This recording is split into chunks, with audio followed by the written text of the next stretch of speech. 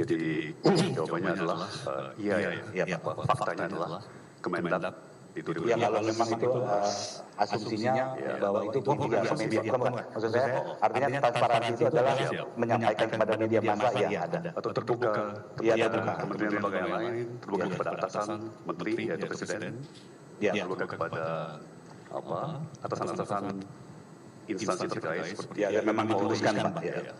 Ditambah lagi dengan rilis berkala atau rilis secara tepat waktu pada media. Jadi faktanya adalah kesaksian Bapak adalah Kemendak saat itu transparan menjalankan kebijakan importasi gula.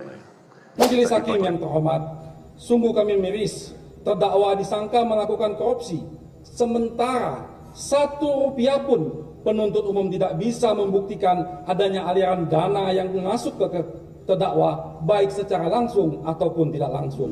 Jadi Jokowi yang buat biang keroknya di situ, saya bilang. Karena Kementerian Perdagangan di 2015-2016 menjalankan kebijakan importasi gula dengan transparan.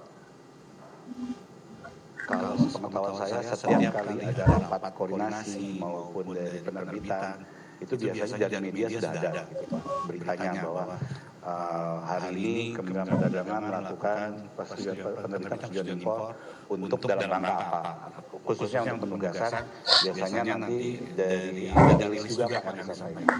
Jadi memang sampai saat ini yang kami ketahui kalau Bapak memaksudkan itu transparansi, ya transparansi yang menurut kami tadi diberitakan di media. Jadi jawabannya adalah iya, faktanya adalah Kemendak dituduh. Ya kalau memang itu asumsinya bahwa itu tidak ke media, maksud saya artinya transparansi itu adalah menyampaikan kepada media massa ya ada Atau terbuka kepada kementerian lembaga yang lain, terbuka kepada atasan menteri yaitu presiden, terbuka kepada atasan-atasan instansi terkait seperti yang memang diputuskan Pak. Ditambah lagi dengan rilis berkala atau rilis secara tepat waktu pada media. Jadi faktanya adalah kesaksian Bapak adalah Kemendak saat itu transparan menjalankan kebijakan importasi gula. Tadi Pak Jaksa kejam, kan jauh lebih cepat langsung impor barang jadi atau gula putih.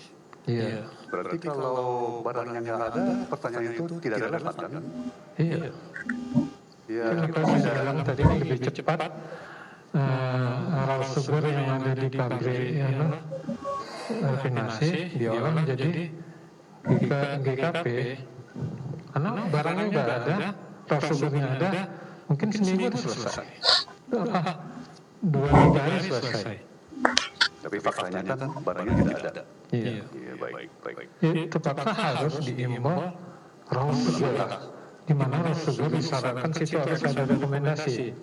Nah, tapi rekomendasikan yang dimaksud rekomendasi di situ kan ada rekomendasi yang reguler, yang ditandatangani oleh dirjen.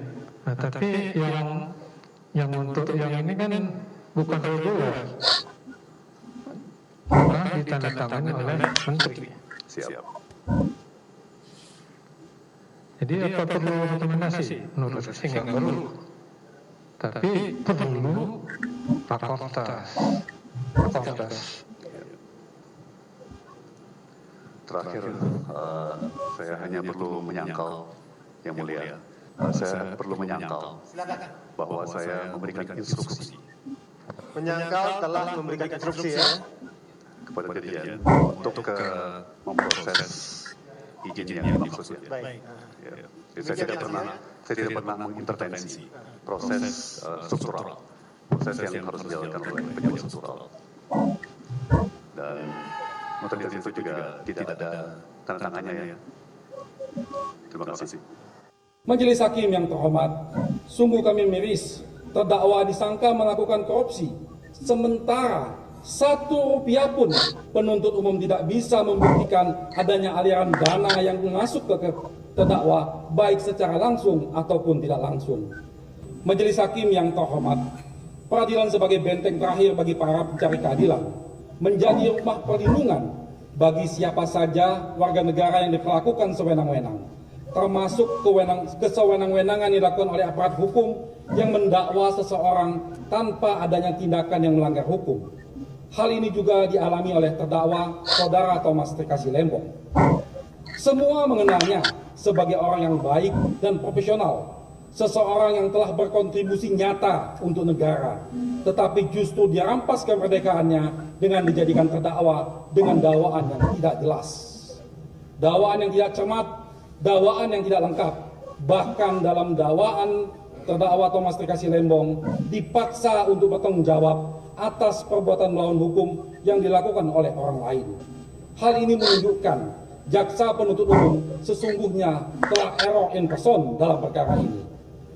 Kasus ini jelas-jelas dipaksakan untuk menjerat terdakwa secara sewenang-wenang karena pasal-pasal dalam undang-undang yang dituduhkan untuk menjerat terdakwa tidak ada sama sekali yang terkait dengan undang-undang tindak pidana korupsi sebagaimana lex specialis, tetapi terkait dengan undang-undang lain yang bukan menjadi kompetensi pengadilan tindak pidana korupsi untuk mengadilinya.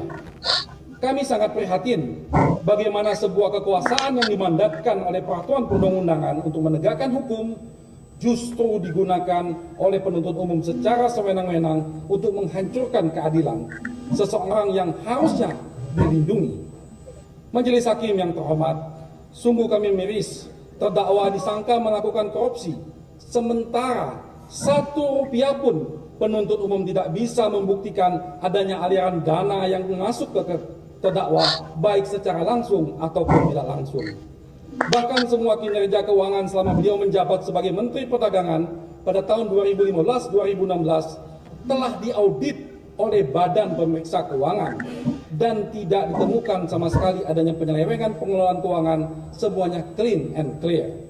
Kami percaya Majelis Hakim yang terhormat akan memimpin persidangan ini dengan seadil-adilnya, memulihkan hak keadilan bagi terdakwa yang dirampas secara paksa dan sewenang-wenang, mengembalikannya kepada keluarga yang telah lama menantinya dengan penuh air mata kepedihan.